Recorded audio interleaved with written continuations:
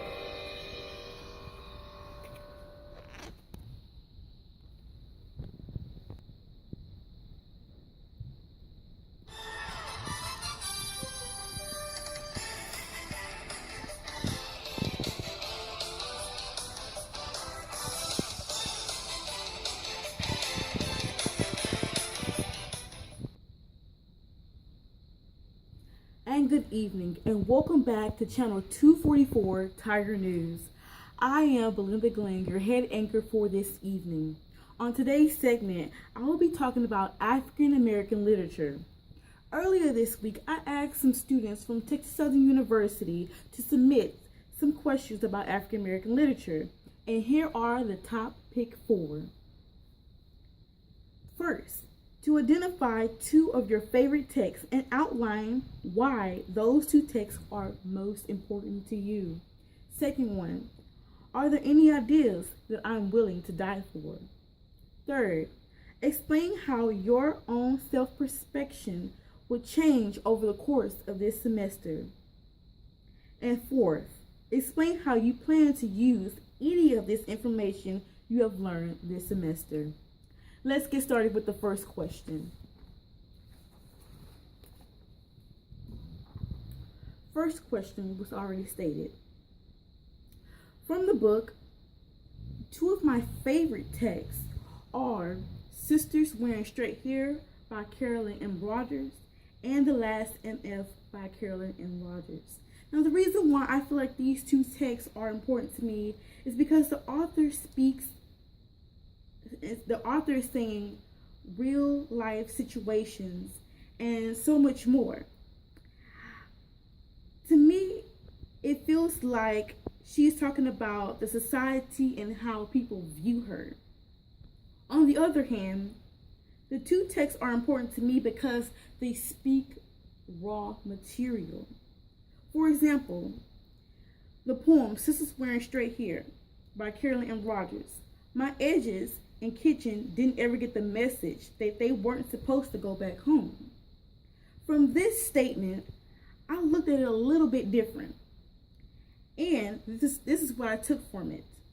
You can't change what doesn't need to be fixed. Thanks for that question. We'll be back after this message. Finals are right around the corner, right? I think so. Wow. Hey, do you have a blue book or a Scantron yet? If not, you still have time left. Head down to your tire store, bookstore, and a student center and pick up your copy of a Scantron and blue book. You still have time. Happy finals, and may your odds ever be your favor.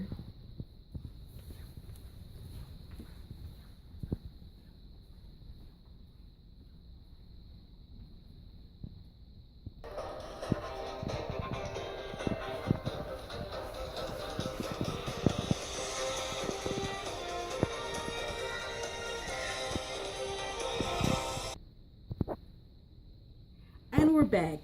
The next question is, are there any ideas I'm willing to die for? And yes, there are some ideas I'm willing to die for. For instance, my major is human services and consumer science with a concentration in child and family development. And I'm an advocate for child health and wellness. I find it very important to keep children and their families safe in a clean, thriving environment. Furthermore, if I myself was placed in an environment that was not successful, how could that do me any good? However, the ideas I'm willing to die for are early childhood education, the safety of children and their families, and the will of God. Now let's move along to the next question. The next question asks for me to explain how I myself, my perception have changed over the course of this semester. My perception have changed over the course of this semester by understanding the underlying message of what folk tales are talking about. For an example, a short story of How to Write a Letter, 1935, by Zora Neale Hurston. The daughter has returned home from school, and her father asks her to write a letter to his brother. As the father is telling her what to write on the paper, she is puzzled on how to spell clucking sound. So her father asks her, how come you can't,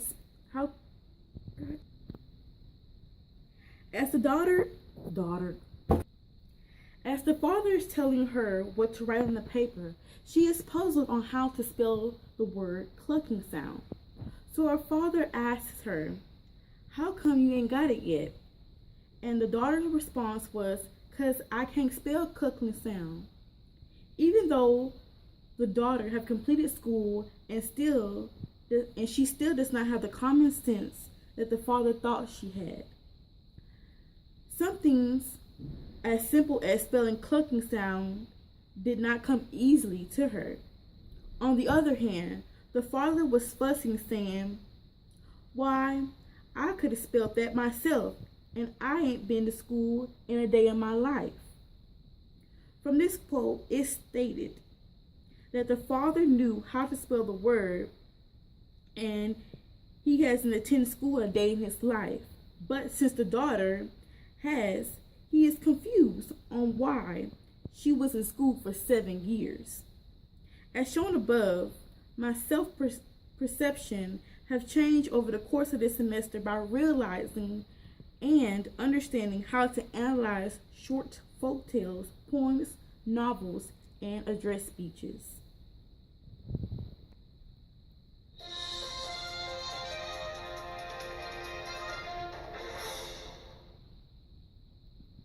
And welcome back to channel 244 Tiger News.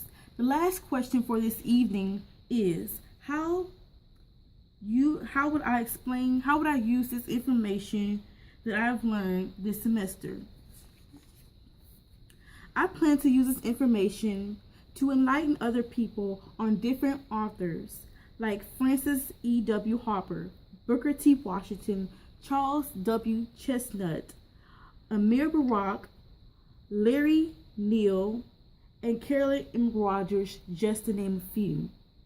In addition, I plan to use this information to inform my people why we do not celebrate 4th of July. This holiday is not for us to celebrate. This holiday is not to rejoice. My people have no freedom, no liberty. You rejoice, my people mourn. Frederick Douglass, 1952. In relation to that statement, it is very important to learn and to understand our history. In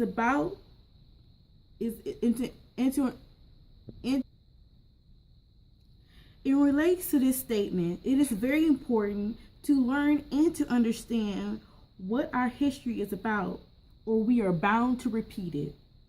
In giving these points, this is how I plan to use this information that I've learned during this semester. And thank you for joining me on channel 244 Tiger News. Until next time, good night.